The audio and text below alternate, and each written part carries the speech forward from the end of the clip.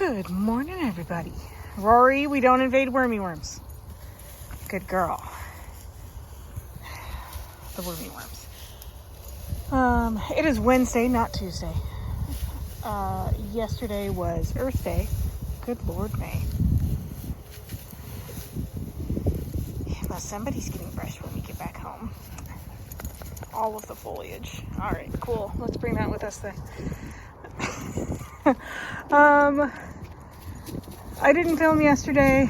Well, I tried to a couple times, but somebody who shall remain unnamed, Rory, was being a bit of a pill. And also on Earth Day, I tend to bring a garbage bag with me here, Bailey, and pick up trash. So, like, not really enough hands, as I discovered trying to film. So I just sort of gave up yesterday and decided to do today instead. For those, Nova in front. Carry on, thank you. For those who like a head count, we've got 10 today. We've got Newton in the front there, Rowan, Poppy, Maggie, Kronk, Rory, Nova, Hamish, May, Bailey. Yeah. What are we working on today?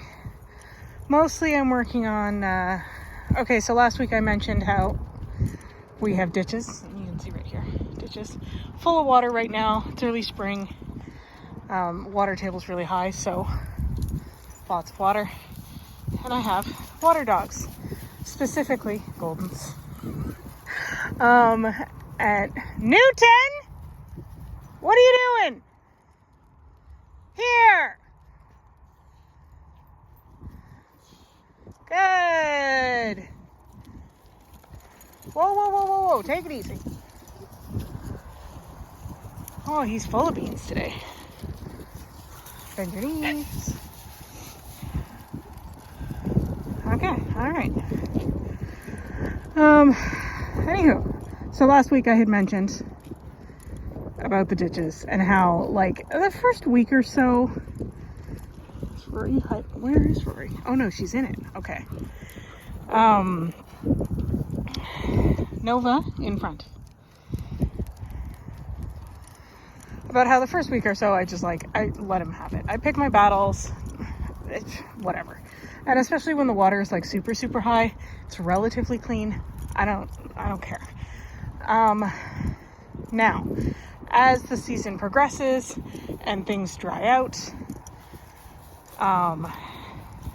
you're not sneaky, Nova.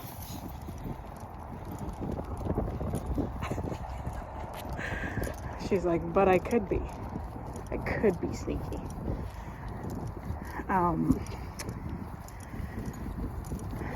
Poppy, what are you doing? Okay, bye. And then as everything dries out, certain spots turn into mud before they dry out completely. Bailey! No. And then certain spots, like where Bailey was just going, I don't love the quality of the water there. It's not my favorite, so I don't want them going down in it. So things that we're working on, good girl Rory, is teaching them A, to wait until I say it's okay, and B, where the like good water spots are. There's about 2 or 3 decent spots that are okay basically the whole season. I don't like the end spots like that. I just find they get like pretty gross. This one especially gets very muddy. And then honestly, eventually, all but I think one spot dries up completely. And then when that last spot is getting kind of low, that's when I switch. And usually that's not till July or in a heat spell or something. Kate, no tripping me, child. Kids, let's go. Newton, get going. Cruising for trouble, that one. Good girl. Okay, Rory, go get some water. Good girl. So the trick with like this sort of training, especially when you have solid water dogs that like anytime they even see water, they want to be in it, is the art of the compromise. Like it is a high value item, we'll say, to them. It's something really important to them. They really, really love doing it. They get lots of happy chemicals. Maggie, truly, when they do it. So I go in with the understanding like, okay, this is a necessity for them.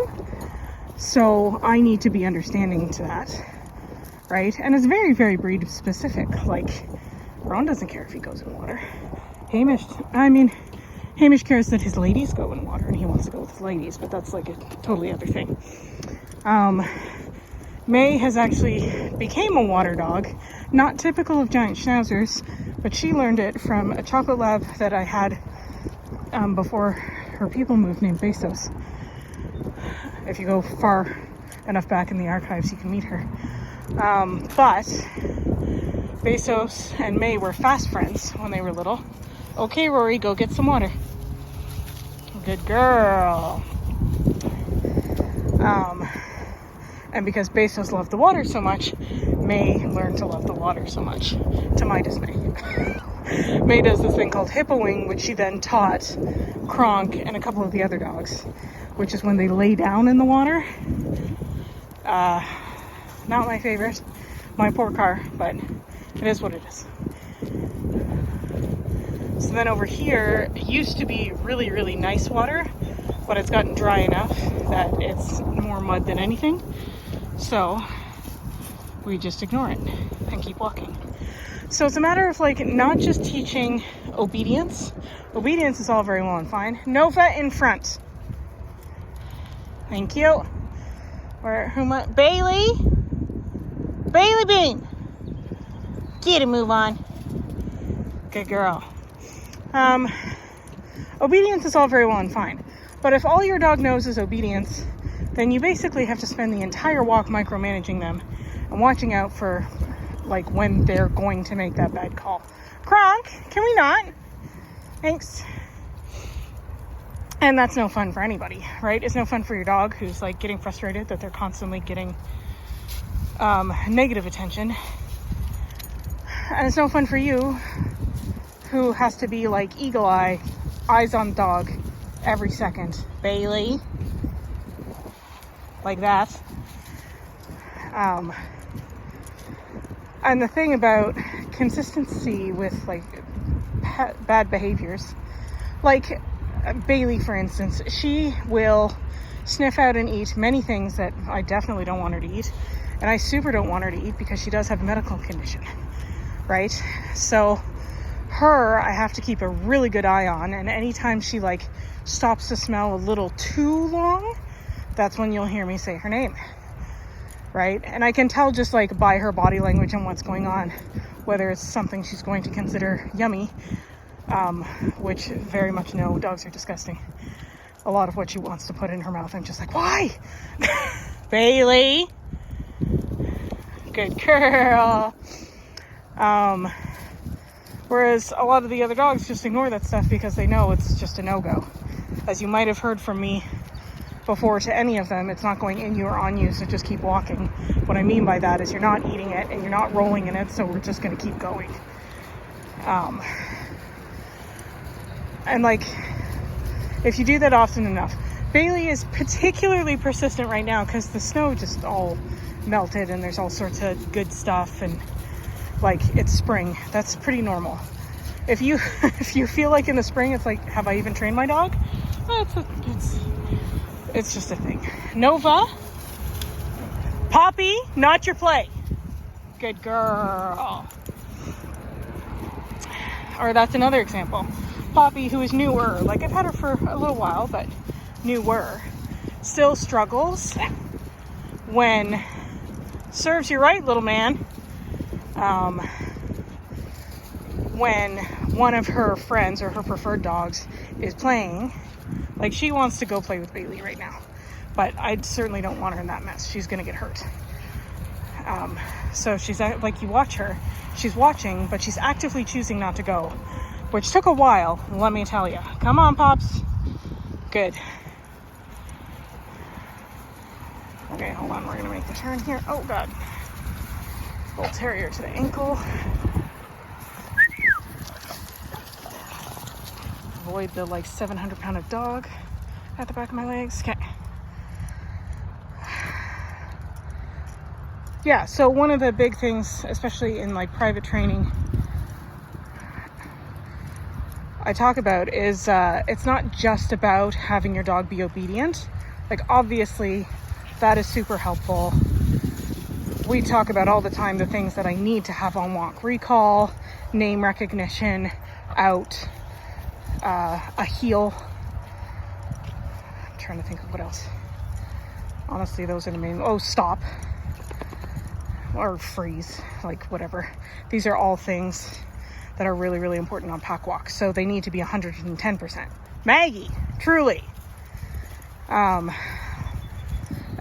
these guys with me, even tone recognition, like by the way I'm saying their name, they know what their response is. Hey, Mish.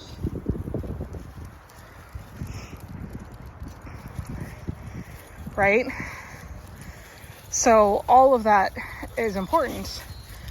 But the reason that I have Bailey, thank you. The reason that Kronk, you're making me stutter, child. Let's try that again. The reason that I take so long integrating a new dog, and I have the process that I have, which I've talked about in many other videos.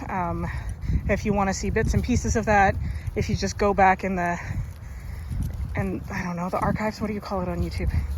But in past videos, before I stopped naming each video, you'll see like introducing so-and-so. And usually in that video, I'll talk about what training we're going through to get them pack walk ready. May, get a move on. Bailey. Thank you, ma'am. Most of that is not necessarily about like making me the authority and the be all end all. They have to listen to me, though that certainly is a part of it. Given where we walk, like we don't walk in an ideal world, right? We run into surprises. People dump garbage here. I've had to clean up entire loads of food. Newton, choose life. Go. Okay, why are we... Nova, get going. Terrier? Yeah, you.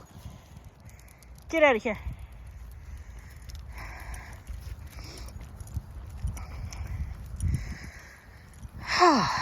Anyways, what was I saying? Oh yeah, we run into all sorts of things. So to have all of those commands and to have them be bomb-proof is important, but also actively having your dogs choosing to do the right thing. So I have a great example of this.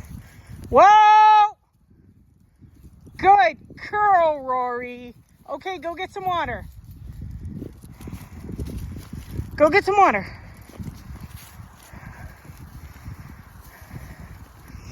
Good girl.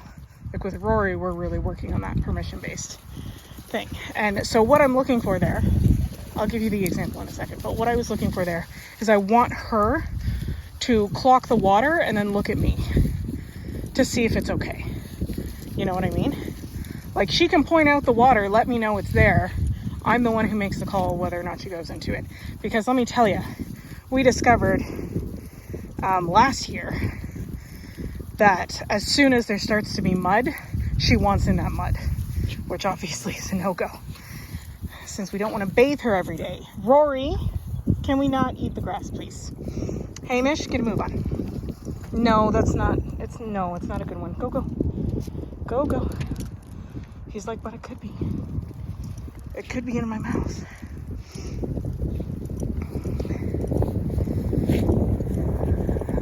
Okay, so back to the example I was talking about. I was actually really proud of my boys. So I live close to a pretty busy street. The speed limit on it is 80 kilometers, and let's be real, no one goes 80. Not typically anyway. No one. I think I just feel like it's not a lot because there's 10. Good girl, Rory. Okay, go get some water. This is actually one of the ones this is the second water spot, and the first one is a lot closer to the car, so we probably won't get to that one because I'm just trying to make it through the story, and then good girl, and then I will shut the video down. Okay, so I do have a fair amount of front lawn. I'd say maybe 30 meters to the street, roughly, maybe a little bit more.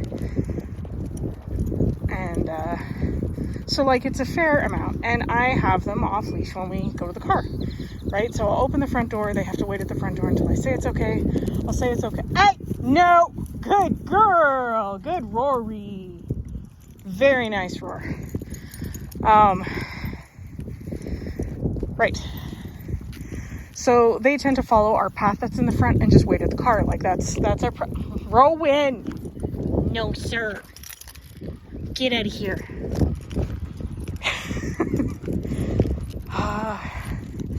Grass. Love that for me. Okay.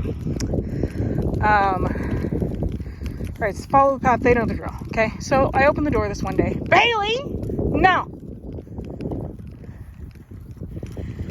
Rowan!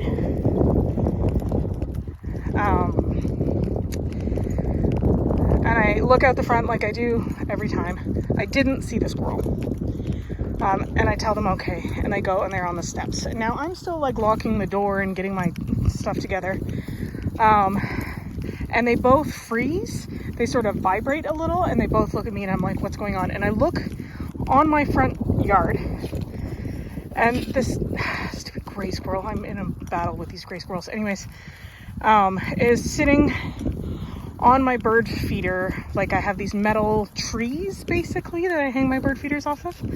To be clear, the squirrels can't get anything from them, but they still try them routinely. Which, I mean, fair. So he does a leap of faith off this metal tree, knocks one of my feeders off, and goes running towards the road. And I'm like, oh no, this is it. Like, I have a flippin' bull terrier. There's no way it doesn't chase the squirrel. But all they did was vibrate, look at me, and they both sat. And that's not, like, I haven't ever taught them that, right? That's not, we didn't go find a bunch of squirrels. I taught them what to do with the squirrels. But what I have done their whole lives since they were puppies, stop, go, get. All you guys are doing are trying to be sneaky behind me. Rotten kids. What I have done ever since they were puppies is we go into like pet stores. Newton? No. Poppy. Not that place, please. Good girl. Okay, come on. Bailey, also no. Thank you, ma'am. Yeah, I know it's good right now, but I want you guys to go to the ones that are going to be good consistently, not good randomly. Anyhow, so we would go into pet stores. We walk close to, and I don't recommend this, but we walk close to Cobra Death chickens, otherwise known as Canada geese. In front. Thank you. Oh, collision.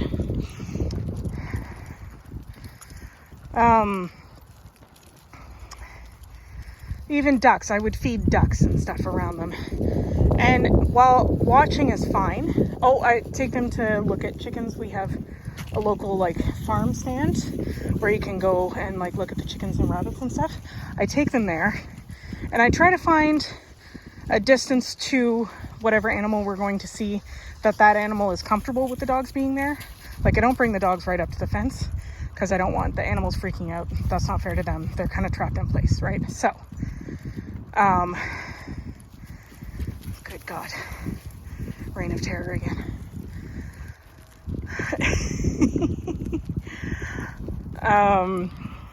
So I would do all of this work with them, and it paid off by having that reaction when they saw a squirrel, which is not to chase it. Because had they chased it, they would have chased it out onto this road. and with the wrong timing. Maggie, not your play. Had that timing been a little bit off, then that's the end of my dogs, right? And that would be my fault.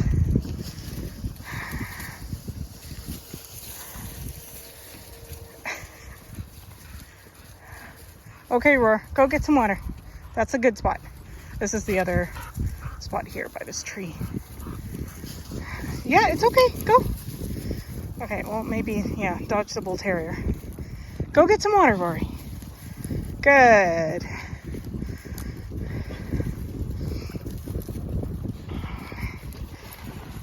See this spot here.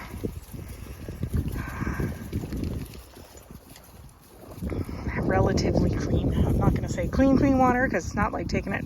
Rowan? No, he said no. That's enough. Oh my God, I don't know how we got to 20 minutes, but here we are. Probably because I kept getting interrupted by dogs. Anyhow, as always, if you have any questions about this or any other video, you know what to do. Kronk, can we not? Thanks. Bailey? God, those have been rotting since last fall. Dogs are gross, man. Anyhow, Kronk, leave them alone. Thank you. Questions, you know what to do. If you have a second to like, comment, and or subscribe, it is so appreciated. Thank you so much to everybody that does. I hope you guys are having an amazing day. At least as much fun as Rowan, who's being a little pestermite. Poor Newton. And we'll talk to you soon. Cheers.